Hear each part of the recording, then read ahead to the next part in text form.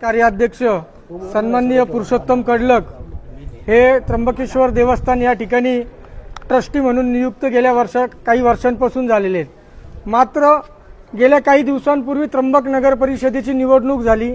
त्या नगर परिषदेच्या निवडणुकीमध्ये पक्षाची बाजू ठामपणे त्या व्यक्तींनी मांडली।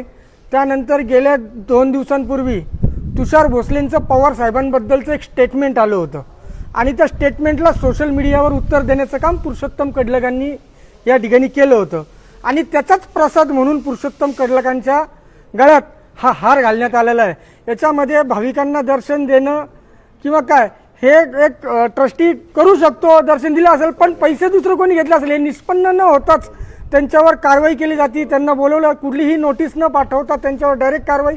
काल रात्रीपर्यंत तर सगळं व्यवस्थित होतं, मध्यरात्रीतूनच असं काय कडलकांना डायरेक्ट अटक केलेली आहे। याच्यामध्ये मग अटक जर करायची आहे तर बाकीचे पण तिथे बडे बडे हस्ती म्हणजे राजा लेवलचे लोक त्या ठिकाणी ट्रस्टी आहेत, त्यांची पण चौकशी करावी। त्यांच्याही माध्यमातून बरेचसे दर्शन होतात, रोज त्या ठिकाणी लाखो लोक आहेत, त्यापैकी हजारो लोकांची VIP दर्शन होतात, ते कशा पद्धतीने होतात याचीही चौकशी केली पाहिजे।